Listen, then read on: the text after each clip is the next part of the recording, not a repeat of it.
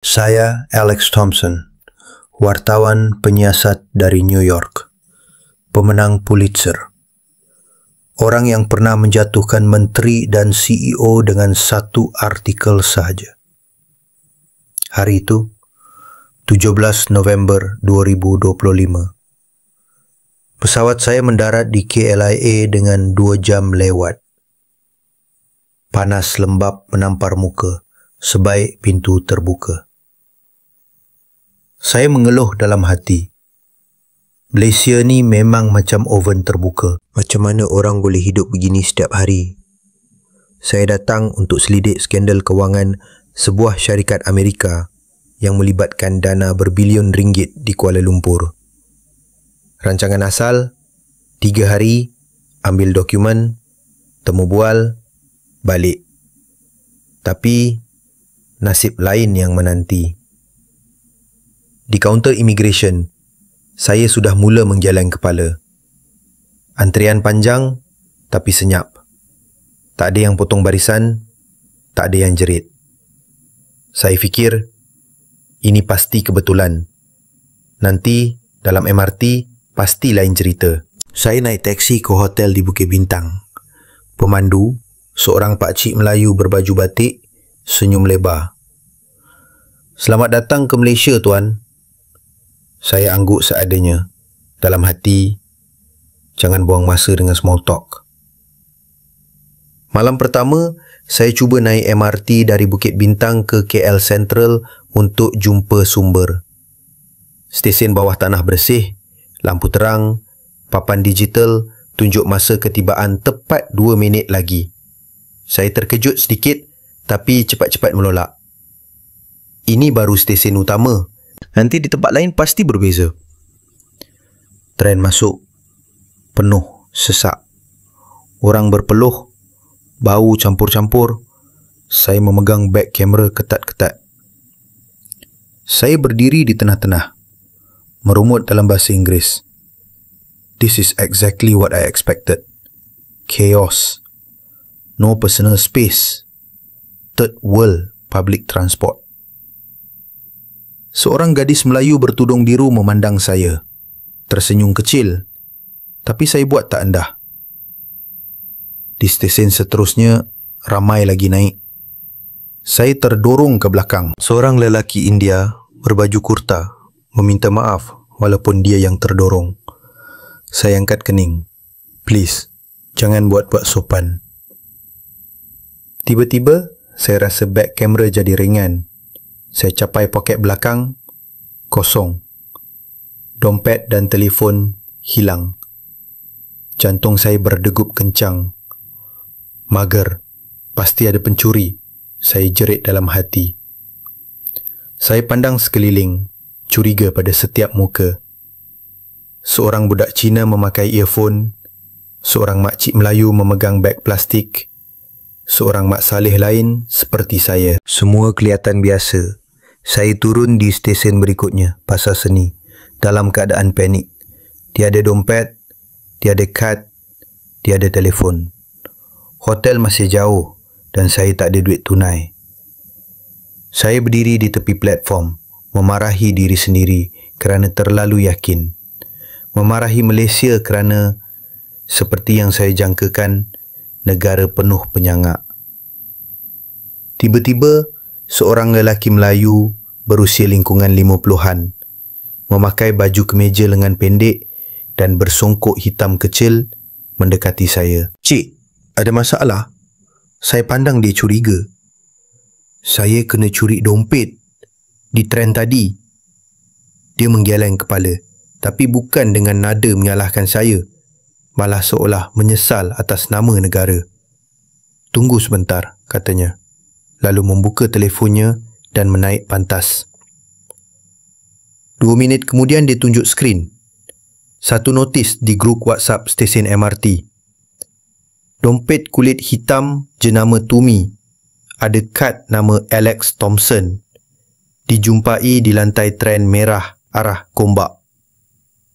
Saya ternganga. Macam mana? Setiap stesen ada grup khas untuk barang hilang. Kalau jumpa, terus lapor. Tak sampai 5 minit biasanya. Dia senyum. Jom, saya teman encik ke kaunter Lost and Found di KL Central. Tren seterusnya 2 minit lagi. Saya ikut dia tanpa banyak soal. Dalam tren baru, masih penuh. Tapi kali ini saya perasan sesuatu yang saya tak nampak tadi. Orang ramai berdiri rapi, memberi laluan kepada yang tua dan pregnant lady tanpa perlu diminta. Tiada tolak-menolak, tiada jerit. Sampai KL Central, kaunter Lost and Found, betul-betul serahkan dompet saya. Lengkap dengan semua kad dan wang tunai. Pegawai di kaunter, seorang wanita Melayu bertudung peach, senyum lebar. Selamat encik jumpa balik. Malaysia memang macam ni. Kalau jumpa barang orang, kena kulangkan. Saya memegang dompet itu, tak tahu nak cakap apa. Lelaki yang teman saya tadi angkat tangan salam. Jangan risau encik, selamat malam. Dia berlalu tanpa minta apa-apa. Bahkan tanpa minta nama saya. Saya berdiri di tengah-tengah stesen KL Central yang terang benderang, memandang dompet di tangan. Saya tidak percaya dengan mata saya sendiri. Di belakang, tap kembar Petronas berkelip-kelip melalui tingkap kaca besar, seperti sedang ketawa perlahan pada keangkuhan saya. Saya masih berdiri di kaunter Lost and Found KL Central, memandang dompet di tangan seolah ia benda dari planet lain. Pegawai wanita bertudung peach itu tersenyum lagi. Encik nak saya panggil teksi ke hotel?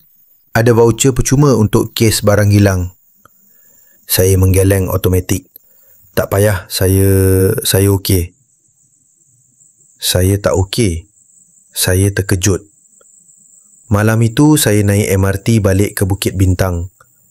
Tren merah arah Ampang, Kerabak Tengah, jam 9.47 malam. Masih penuh. Saya berdiri dekat pintu, memegang tiang, cuba tenangkan degupan jantung. Di sebelah saya, seorang makcik Melayu berbaju kurung hijau tua memegang beg plastik penuh sayur. Di depan, seorang budak Universiti China memakai hoodie Universiti Malaya. Di seberang, 2 orang lelaki India berbincang dalam bahasa Tamil, tapi senyum bila mata bertemu dengan orang lain. Tiba-tiba, pintu stesen Chan Shaolin terbuka. Masuk seorang pakcik tua, mungkin 80-an, memakai songkok lusuh, tongkat kayu, baju Melayu lengan pendek yang sudah pudar warnanya. Dia berjalan perlahan, terhuyung sedikit kerana tren bergoyang. Seketika itu juga, sesuatu berlaku yang buat saya terpaku. Seorang lelaki Melayu bertubuh tegap, mungkin pekerja pejabat, bangun dari kerusi prioriti. Silakan Tok. Pakcik tua itu menjeleng, tersenyum lembut. Tak apa dik, saya berdiri pun okey. Lelaki itu tak duduk balik. Dia terus berdiri, memegang beg pakcik tua itu. 3 saat kemudian, seorang gadis Cina bertatu kecil di lengan bangun dari kerusi biasa. Tok, duduk sinilah. Pakcik tua geleng lagi. Terima kasih anak. Tok kuat lagi. 5 saat. 10 saat. Satu persatu, hampir semua yang duduk di gerabak itu bangun serentak. Melayu, Cina, India, bahkan seorang mak saleh backpacker. Mereka berdiri, membentuk bulatan senyap di sekitar pakcik tua itu, seolah melindungi dia dari guncangan tren. Tiada kata-kata besar, tiada jerit, "Ini untuk viral." Hanya senyuman dan anggukan kecil. Tren bergerak lagi. Selama 30 saat penuh, saya hitung dalam kepala, pakcik tua itu berdiri di tengah-tengah, dikelilingi orang yang rela berdiri untuk dia. Dia akhirnya ketawa kecil. Kalian ni, terima kasihlah. Tapi Tok tak nak duduk pun. Tok nak berdiri sama-sama dengan anak-anak Malaysia. Gerabak meletup dengan tawa kecil yang hangat, seseorang tepuk bahu pakcik tua, seorang lagi hulur botol air. Gadis bertatu tadi ambil telefon tapi bukan untuk rakam. Dia buka aplikasi Touch and Go. Tanya, pakcik ada baki ke tidak untuk balik nanti? Pakcik tua ketawa lagi. Adalah anak. Tok ada my card senior. Percuma. Saya berdiri macam patung.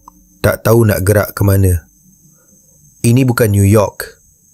Di subway Manhattan, kalau ada orang tua masuk, paling bagus pun orang pura-pura tidur atau tengok telefon. Kalau ada yang bangun, dia akan duduk balik sebaik orang tua tolak tawaran. Tapi di sini 30 saat penuh. Orang ramai berdiri serentak tanpa arahan, tanpa paksaan. Saya tidak percaya dengan mata saya sendiri. Tren sampai stesen Maluri.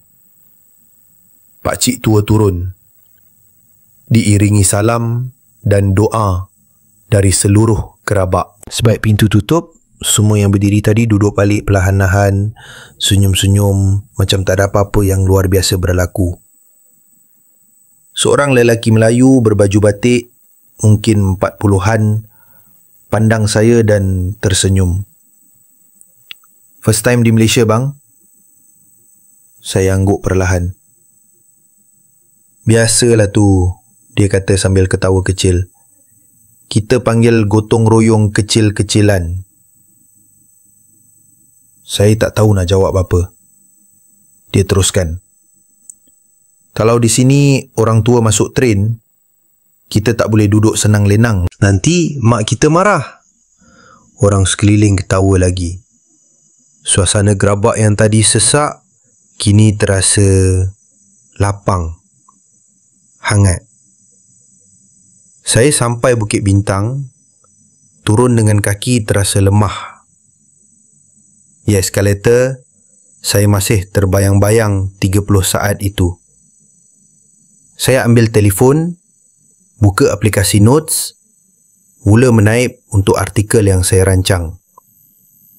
Malaysia, negara yang cuba kelihatan sopan untuk menutup kekacauan sebenar. Tapi jari saya berhenti. Saya padam ayat itu. Malam tu, saya tak tidur. Saya buka tingkap bilik hotel di tingkat 28, memandang tap Petronas yang berkelip-kelip. Di bawah sana, lampu-lampu MRT masih bergerak teratur. Seperti denyut nadi kota yang tak pernah marah. Cuit kuaizi dang sai ravai. Saya bisik pada diri sendiri dalam bahasa Inggeris. Tapi kali ini soalan itu tak lagi penuh ejekan. Ia penuh kekeliruan dan sedikit, hanya sedikit, rasa ingin tahu.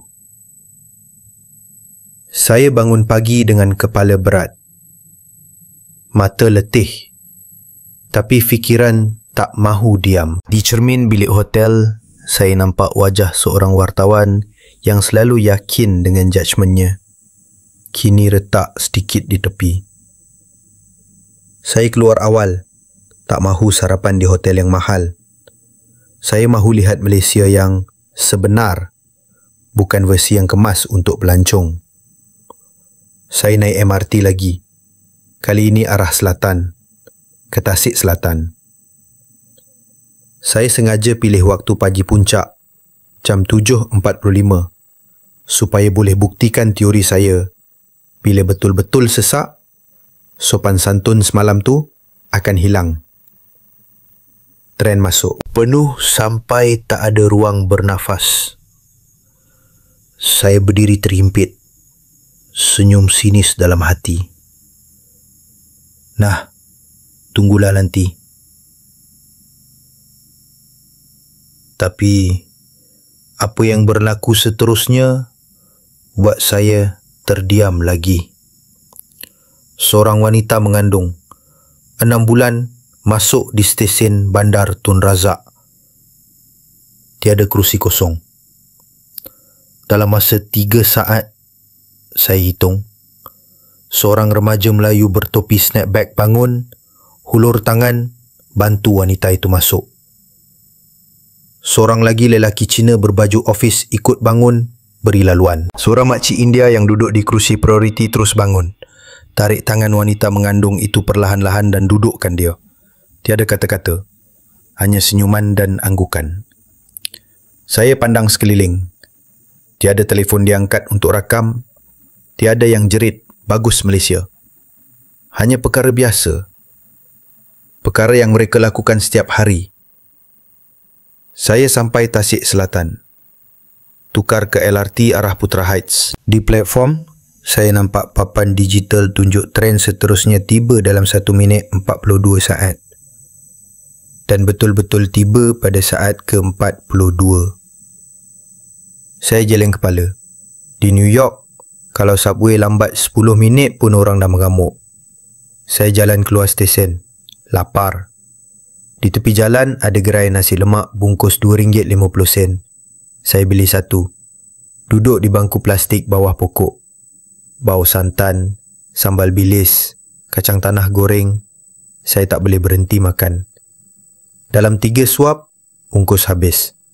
Saya beli lagi satu. Makcik peniaga ketawa. Dah lama tak jumpa orang putih makan ganas macam ni.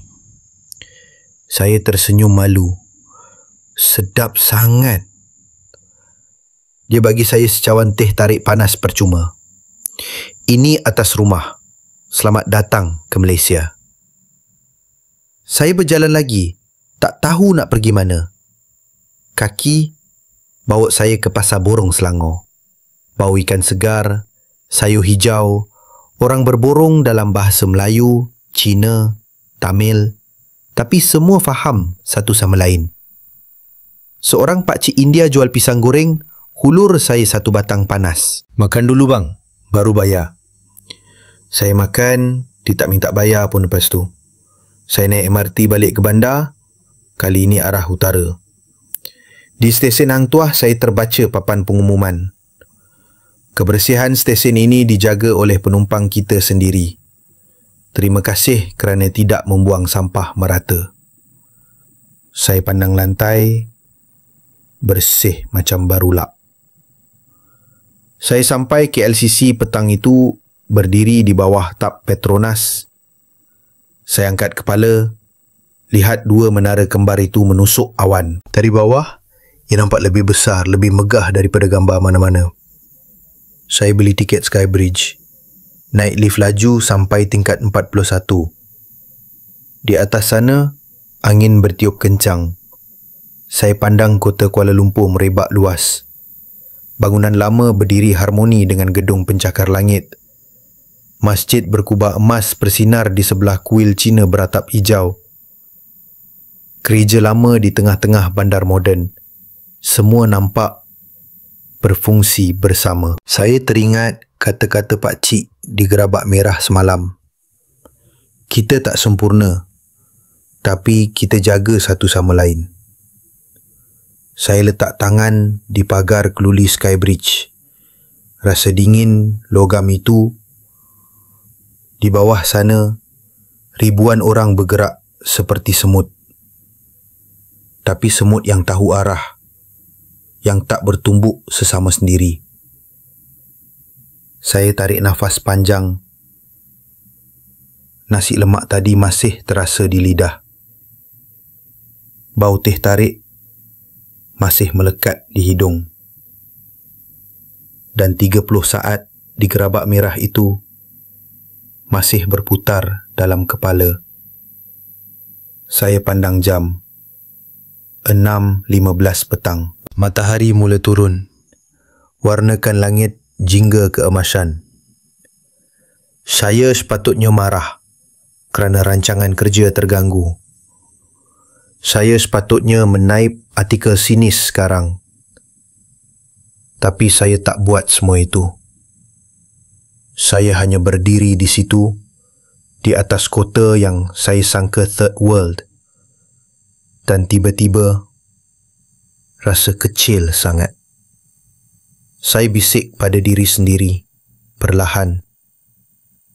Tempat ini tak sama seperti yang saya fikir. Lalu saya tambah, hampir tak mahu mengaku. Adakah saya hanya bertuah? Ataupun saya yang salah dari awal? Angin Kuala Lumpur bertiup lagi, membawa bau durian dari suatu gerai jauh di bawah sana. Saya tersenyum tanpa sedar. Saya tahu satu perkara pasti. Saya tak mahu balik ke hotel lagi. Saya mahu terus tenggelam dalam kota ini, walaupun hanya untuk satu malam lagi. Pagi esoknya, saya bangun dengan tekad baru. Saya mahu cari bukti konkret untuk jatuhkan Malaysia. Saya sudah tempah temu bual dengan seorang doktor di Sunway Medical Center. Kononnya nak selidik skandal perubatan yang saya dengar dari sumber di Washington. Saya sampai jam 8.30 pagi. Taksi my car. Pemandu tak minta tip, malah beri saya botol air sejuk percuma. Pintu hospital automatik terbuka. Udara sejuk beraroma lemon menyambut.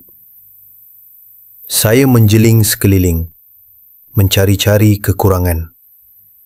Lantai kotor, antrean panjang, jururawat menguap, tiada. Semua bersih, senyap dan teratur. Seorang jururawat Melayu bertudung biru laut datang dengan tablet. Encik Alex Thompson, Dr. Lim sudah menunggu. Mari saya teman. Dia tak tanya IC, tak minta borang 10 muka surat. Dia scan kod QR di telefon saya. Dalam 3 saat, rekod perubatan saya dari klinik New York tahun lepas sudah muncul di skrinnya. Saya terkejut. Macam mana? Kami guna sistem Health Information Exchange serantau. Semua hospital besar Malaysia berkongsi data secara real time. Selamatkan masa, selamatkan nyawa, jawabnya ringkas. Dr. Lim, seorang pakar kardiologi Cina Malaysia, berusia 38 tahun, sambut saya di biliknya.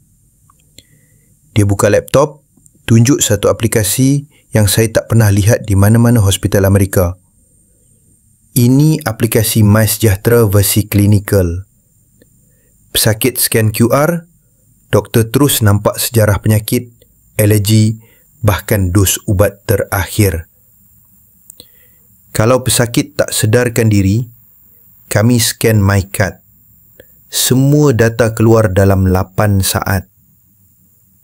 Saya cuba cari celah. Di kawasan luar bandar macam mana? Pasti tak ada internet kuat. Dr. Lim senyum. Tekan satu butang. Skrin tunjuk peta Sabah dan Sarawak.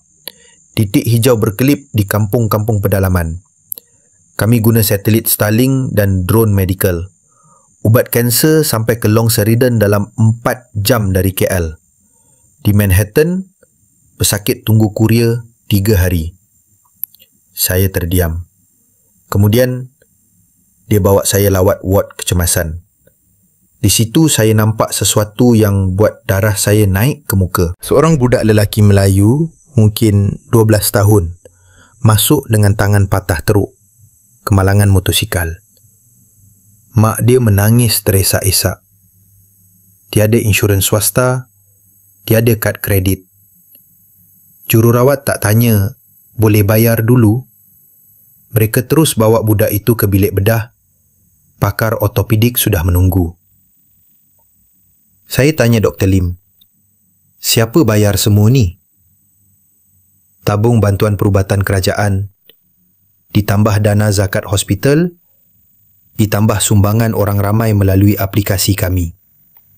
Kos penuh RM42,000. Keluarga budak tu hanya bayar RM180 untuk ubat pulang. Saya hampir terjatuh. Di luar ward, saya nampak beberapa bangunan lama di sekitar Sunway. Cat lusuh, longkang agak kotor.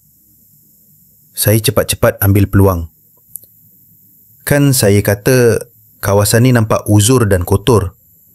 Macam mana hospital canggih boleh wujud dalam persekitaran macam ni? Dr. Lim ketawa kecil. Bangunan lama tu memang ada. Tapi di dalamnya ada 47 startup biotech Malaysia yang sedang buat penyelidikan AI untuk kanser. 2 minggu lepas, salah satu daripada mereka menang anugerah di Boston. Kalahkan pasukan Harvard. Dia tunjuk telefon. Berita BBC, tajuk Malaysian AI detects lung cancer 14 bulan lebih awal daripada sistem Amerika. Saya terdiam lagi. Sebelum saya keluar, Dr. Lim beri saya satu kad kecil. Kalau encik pernah rasa sakit dada, jangan tunggu. Scan kod ni, kami urus dalam 15 minit. Tak kira insurans. Saya pegang kad itu, rasa berat sangat di tangan. Di teksi balik ke bandar, saya pandang luar tingkap. Kawasan lama, longkang kotor, sampah di tepi jalan. Ya, semua itu wujud. Tapi di sebalik dinding uzur itu, ada otak-otak yang sedang mengubah dunia perubatan. Di hospital yang saya sangka negara membangun, mereka selamatkan nyawa lebih cepat dan lebih murah daripada New York yang saya banggakan. Saya menyandarkan kepala pada tempat sandaran kerusi teksi dan memejamkan mata. Bagaimana mungkin semua ini terjadi? Saya tinggalkan Sunway dengan kepala pening, tapi bukan kerana panas. Saya mahu lari dari fakta-fakta yang baru saya telan. Jadi, malam itu, saya ke Brickfields, Little India, Kuala Lumpur. Saya dengar tempat ini kotor, bising dan terlalu ramai. Sesuai untuk saya kumpul bahan negatif. Saya sampai jam 8 malam. Bau kari, minyak samosa dan bunga karangan melati menusuk hidung. Muzik Bollywood bergema dari kedai-kedai kecil. Lampu neon warna-warni berkelip-kelip, tapi jalan agak berlopak, longkang terbuka dan bunyi hon kereta tak berhenti. Saya senyum sinis. Nah, ini baru Malaysia sebenar. Saya jalan tanpa arah, telefon dalam mode kamera, bersedia rakam apa-apa yang boleh jadi bukti. Tiba-tiba seorang pemuda India Malaysia, berambut afro kecil, baju kurta putih bersih, tegur saya. Abang cari apa-apa? Makan malam ke? Saya angkat bahu. Tengok tengah je. Dia senyum lebar. Marilah, saya belanja. Nama saya Arjun. Saya ikut dia masuk ke satu restoran mamak yang penuh sesak. Meja marble, kipas baling-baling berpusing laju, pelayan berlari-laikan dengan talam penuh teh tarik. Arjun pesan tanpa tanya saya. Roti canai banjir, murtabak kambing, nasi kandar ayam madu dan teh tarik kau.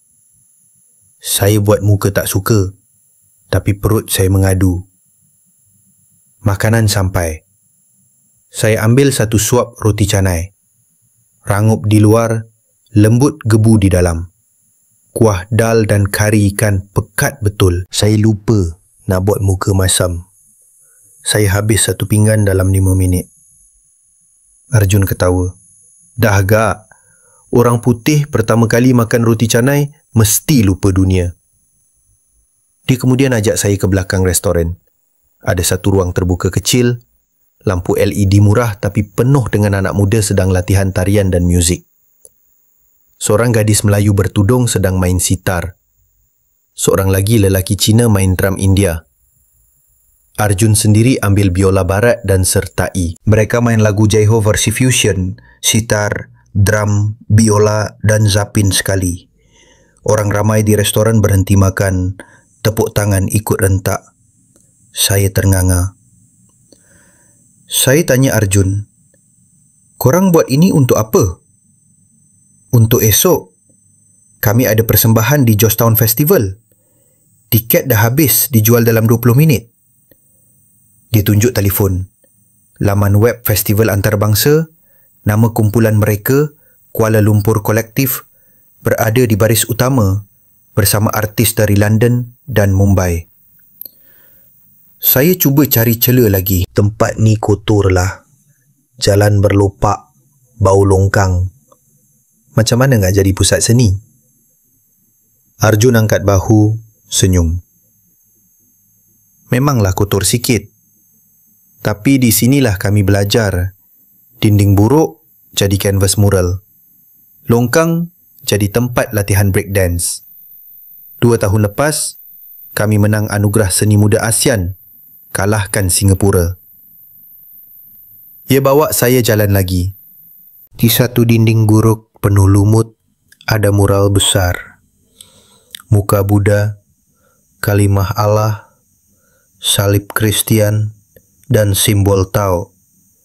Semua digambar dalam satu wajah yang sedang tersenyum.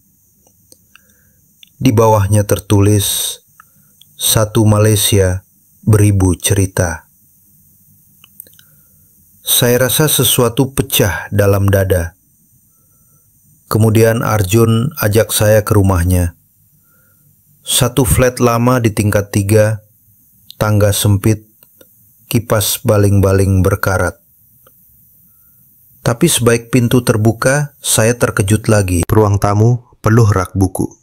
Dari Plato sampai Pramudia, dari Rumi sampai Usman Awang. Mak dia, seorang makcik India bertudung sari, sambut saya dengan teh masala panas. Ayah dia, bekas peguam, ajak saya duduk dan berbual dalam bahasa Inggeris Oxford. Lebih fasih daripada profesor saya di Columbia. Kami bual sampai tengah malam tentang politik, agama, mimpi anak muda Malaysia. Ayah Arjun kata satu ayat yang saya tak boleh lupa. Kami tak cepat marah kerana kami belajar dari sejarah. Bila marah, kami rugi semua. Jadi kami pilih sabar, tapi sabar yang aktif. Saya pulang ke hotel jam 2 pagi. Kaki penat, tapi hati penuh. Di teksi, saya buka nota telefon. Mahu tulis sesuatu yang sinis. Tapi jari saya tak bergerak. Saya hanya type satu ayat. Perlahan. Saya ingat orang Malaysia lambat bekerja. Rupanya itu cara mereka. Teliti. Menghindari kesilapan yang kami di barat selalu ulang. Saya padam ayat itu, kemudian type balik, tapi kali ini saya biarkan. Saya mula rasa tak selesa, bukan kerana panas atau sesak, tapi kerana setiap hari di Malaysia ini seperti menampar muka saya dengan kebaikan yang tak minta balasan. Hari kelima, saya terima panggilan video dari New York. Wajah bekas isteri saya muncul di skrin. Pucat. "Alex, Emily kemalangan kereta. Dia dalam koma. Doktor kata peluang kecil. Kau kena balik sekarang." Dunia saya gelap serta-merta. Emily, anak tunggal saya, 18 tahun, baru masuk universiti. Gambar takhir dia hantar. Tersenyum depan Times Square. Pakai hoodie Columbia. Saya terus ke lapangan terbang KLIA. Tiket paling awal ke JFK. Esok pagi jam 8. Malam itu ribut petir besar. Langit Kuala Lumpur merah gelap. Angin kencang. Hujan lebat macam dunia nak kiamat. Semua penerbangan ditangguh, kemudian dibatalkan. Saya terperangkap. Saya duduk di bangku lapangan terbang. Telefon tak berhenti berdering. Hospital New York minta keputusan rawatan segera. Saya tak boleh buat apa. Saya pandang keliling. Ratusan penumpang lain terperangkap juga, tapi tiada yang mengamuk. Mereka berkongsi power bank, belikan makanan untuk orang tua, ada yang solat berjemaah di sudut, ada yang bernyanyi lagu raya walaupun bukan bulan puasa. Saya naik MRT balik ke bandar. Tren akhir jam 11.55 malam. Gerabak hampir kosong. Cuma beberapa orang penumpang letih. Saya duduk sorang, kepala tunduk, air mata jatuh tanpa sedar.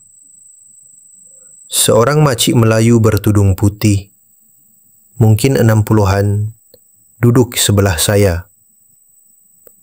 Dia tak tanya apa-apa. Dia cuma pegang bahu saya perlahan, lalu hulur tisu. Saya angkat muka, dia senyum lembut. Sabarlah anak, Allah tahu yang terbaik. Saya tak tahu kenapa, saya cerita semuanya. Tentang Emily, tentang rasa tak berdaya. Tentang saya yang selalu sombong fikir dunia barat paling hebat. Makcik itu dengar sampai habis. Kemudian dia buka beg tangan, keluarkan satu bekas kecil. Nasi lemak ikan bilis. Makan dulu. Perut kosong, tak boleh fikir. Saya makan sambil menangis. Rasa pedas sambal, manis santan, macam peluk dari ibu sendiri. Tren sampai Bukit Bintang. Hujan masih lebat. Makcik itu turun sama saya, buka payung kecil. Rumah makcik dekat je, masihlah bermalam. Tak elok lelaki seorang menangis dalam hujan. Saya ikut dia tanpa soal. Rumahnya flat lama di tingkat 5. Lift rosak, kami naik tangga. Tapi sebaik pintu terbuka, bau sup tulang. Anak-anak kecil lari sambut, "Nenek balik!" Suami makcik, pakcik bersongkok. Salam saya macam anak sendiri. Malam itu saya tidur di sofa kecil, selimut bau bunga cengkeh. Di luar, petir masih berguruh. Di dalam, saya dengar suara pakcik dan makcik berdoa untuk Emily, nama yang mereka baru tahu sejam lepas. Saya tutup mata. Saya rasa dada saya sesak. Bukan kerana takut, tapi kerana saya tak pernah rasa sebanyak ini kasih sayang dari orang yang tak kenal saya langsung. Saya bisik dalam gelap. Kalau esok aku mati pun, aku dah rasa cukup bahagia di dunia ini. Saya tak tahu masa itu bahawa esok akan jadi hari paling teruk dan paling indah dalam hidup saya. Pagi esoknya, hujan masih renyai-renyai. Saya bangun awal, tinggalkan rumah makcik dan pakcik dengan senyap. Saya letak nota terima kasih dan sedikit wang di atas meja, walaupun mereka pasti akan marah kalau tahu. Saya naik MRT dari stesen Bukit Bintang arah KL Sentral, nak ke KLIA dengan tren transit. Jam 7.23 pagi, waktu puncak. Gerabak merah penuh sesak lagi. Saya berdiri dekat pintu, pegang tiang keluli, telefon di tangan, cuba hubungi Hospital New York. Talian terputus-putus. Dada saya mula rasa ketat. Mula-mula saya sangka stres. Kemudian, rasa macam ada batu besar tekan paru-paru.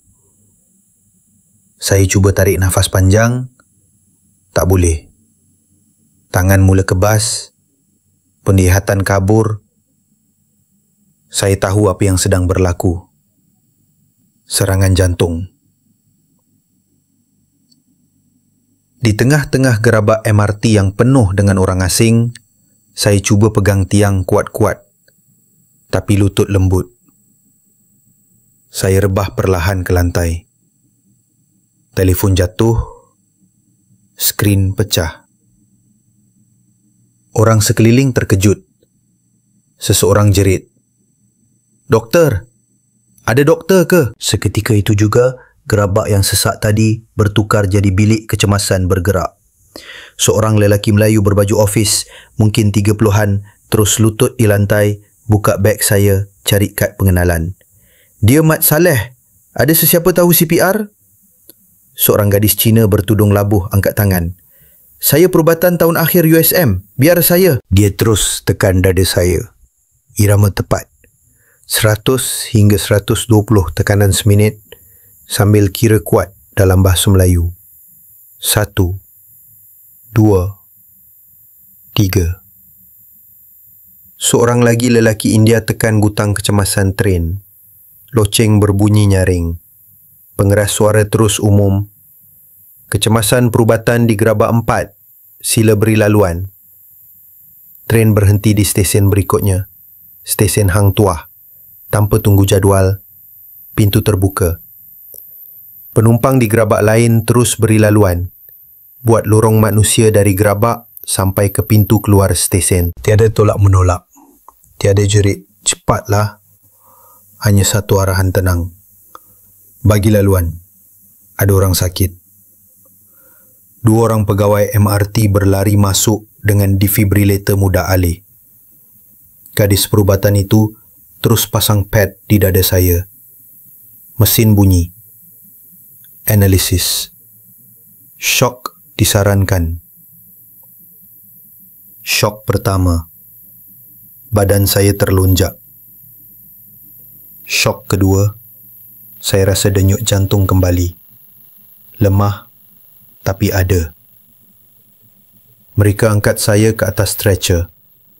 Lari melalui lorong manusia yang masih berdiri rapi di kiri kanan. Saya nampak muka-muka mereka. Melayu, Cina, India, Sabah, Sarawak. Semua mata penuh risau, tapi terkawal. Seorang makcik angkat tangan, berdoa. Seorang budak sekolah menangis. Ambulans sudah menunggu di pintu stesen. Siren biru berkelip-kelip. Paramedik terus sambung rawatan. Dalam masa 11 minit dari saya rebah, saya sudah berada di ward kecemasan IJN, Institut Jantung Negara. Doktor kata, kalau lambat 5 minit lagi, encik tak ada harapan. Saya hanya mengangguk lemah. Petang itu, saya sedar sepenuhnya di ward VIP IJN. Di sebelah katil, ada 6 orang yang saya tak kenal langsung. Gadis perubatan tadi, lelaki yang tekan butang kecemasan, pegawai MRT dan 3 orang penumpang yang ikut sampai hospital. Salah seorang daripada mereka ialah Pak Cik Tua yang pernah ditawarkan kerusi 30 saat itu. Dia tersenyum lebar bila nampak saya sedar. Mereka bawa buah tangan, sekotak nasi lemak IJN special, tanpa santan, kata doktor.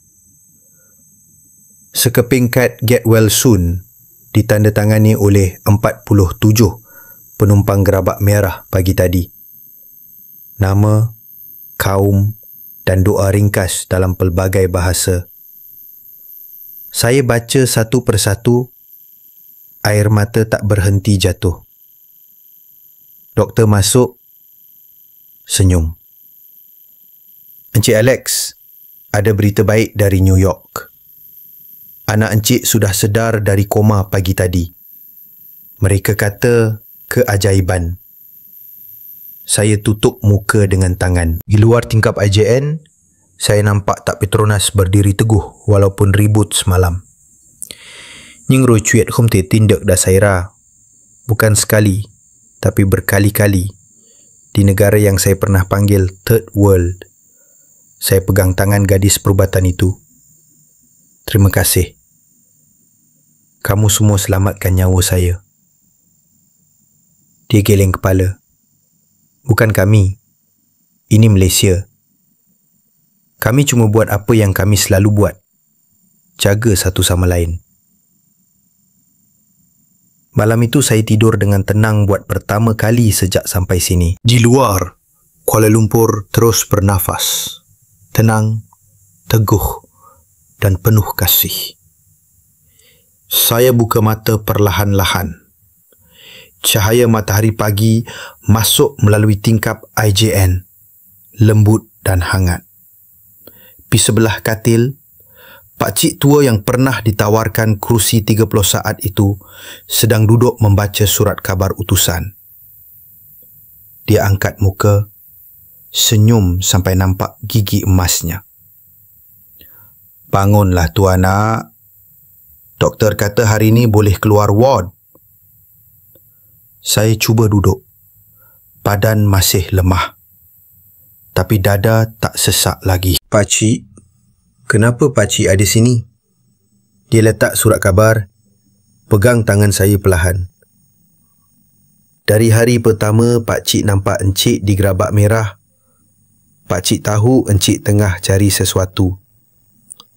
Rupanya yang encik cari itu hati yang hilang. Dia cerita panjang. Nama dia Pakcik Rahman. Bekas guru sekolah kampung di Kelantan, sekarang bersara di Kuala Lumpur. Dia kata, kami orang Malaysia tak sempurna. Kami ada politik kotor, ada jam sesak, ada bangunan buruk. Tapi bila ada orang susah, kami lupa semua tu. Kami balik pada yang asas. Gotong royong. Itu yang buat kami kuat.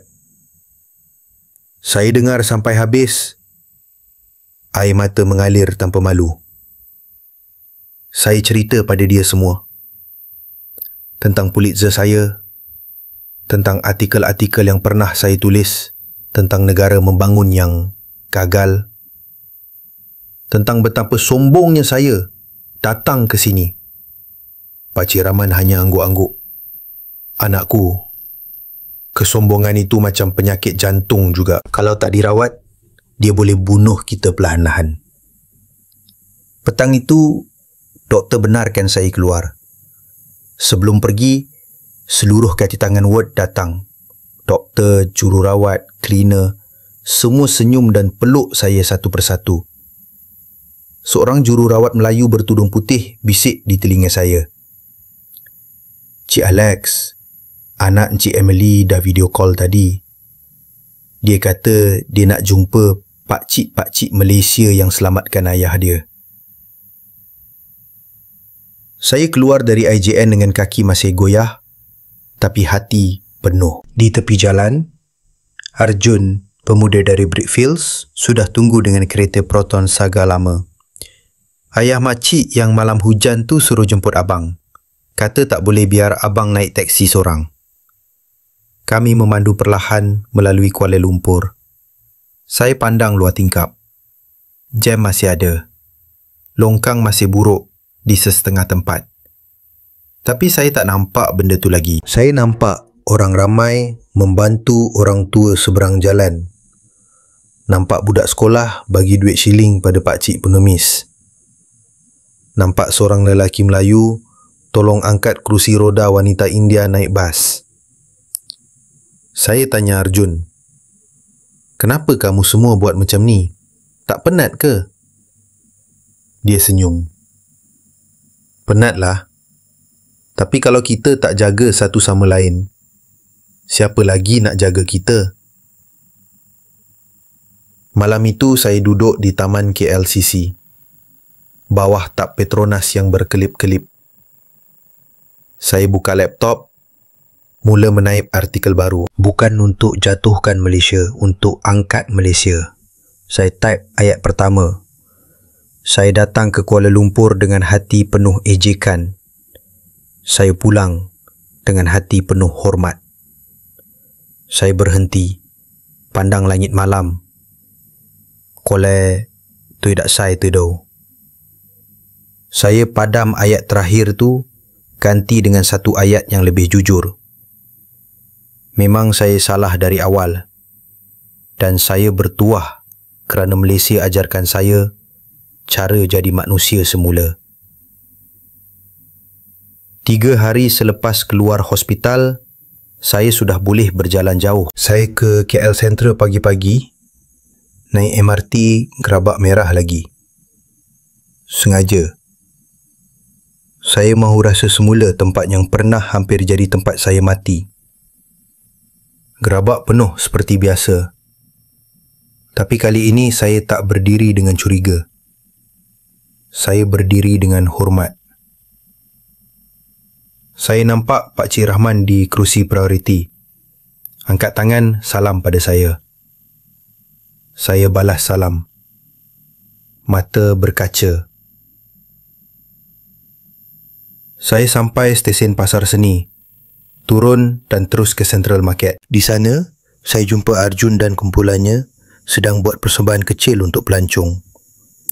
Mereka main lagu Rasa Sayang versi fusion. Sitar, drum, biola dan zepin sekali. Orang ramai bertepuk, pelancong dari Jepun, Korea, Eropah, semua tersenyum lebar. Bukan kerana saya wartawan terkenal. Bukan kerana saya ada wang. Mereka selamatkan saya kerana saya manusia. Kamera telefon mula rakam. Dalam masa beberapa jam, video itu jadi viral. Bukan sebab saya, tapi sebab ratusan komen orang Malaysia balas, "Itu biasalah bang. Kami pun pernah diselamatkan orang lain. Gotong royong je." Malam itu, BBC hubungi saya untuk temu bual langsung. Saya pakai baju Melayu biru muda yang Pak Cik Rahman belikan.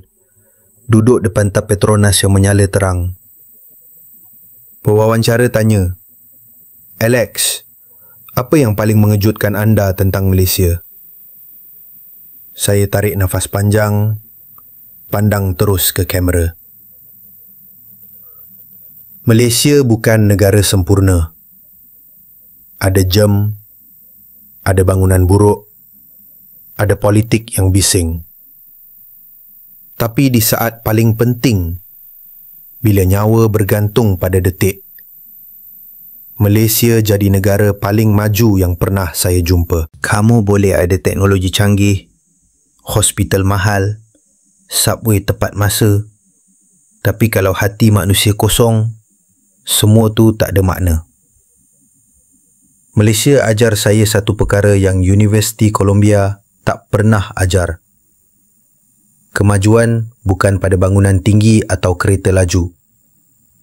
Kemajuan pada berapa ramai orang yang sanggup berdiri supaya orang lain boleh duduk. Berapa ramai yang sanggup berhenti makan supaya orang lain boleh hidup. Saya berhenti seketika. Tenggorokan tersekat. Malaysia adalah guru yang kita semua perlukan. Kita di Barat terlalu angkuh. Terlalu yakin kita yang terbaik. Kita salah. Pewawancara terdiam. Dunia seolah terdiam. Saya sambung, suara semakin kuat. Malaysia mungkin tak ada di senarai negara terkaya dunia. Tapi Malaysia ada di senarai pertama negara yang paling kaya hati. Dan pada akhirnya, hati itulah yang menentukan segalanya. Malam itu, hashtag terima kasih Malaysia jadi trending nombor 1 dunia. Bukan sebab kerajaan bayar iklan, sebab jutaan orang Malaysia balas dengan gambar-gambar kecil kebaikan harian mereka. Sama seperti yang saya alami. Saya tutup laptop, pandang langit Kuala Lumpur yang penuh bintang. Saya tahu, esok saya kena balik ke New York. Tapi saya juga tahu, saya takkan balik sebagai Alex Thompson yang sama. Saya bisik pada angin malam, Malaysia bukan sahaja selamatkan nyawa saya. Malaysia selamatkan jiwa saya. Pagi terakhir saya di Malaysia, langit Kuala Lumpur biru bersih. Seolah nak balas semua hujan dari bot yang pernah turun. Saya sampai KLIA dengan train transit dari KL Sentral di Gerabak pagi itu. Saya berdiri di tempat yang sama di mana saya pernah rebah. Seorang budak kecil Melayu bertudung sekolah rendah pandang saya, senyum malu-malu. lalu hulur sekeping kertas lipat. Saya buka, lukisan pensel warna.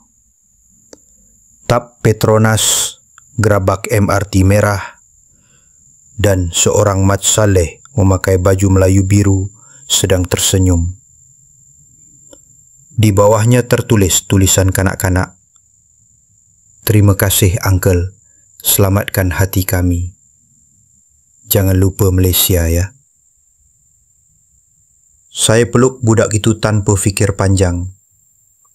Ibunya senyum dari jauh, angguk hormat.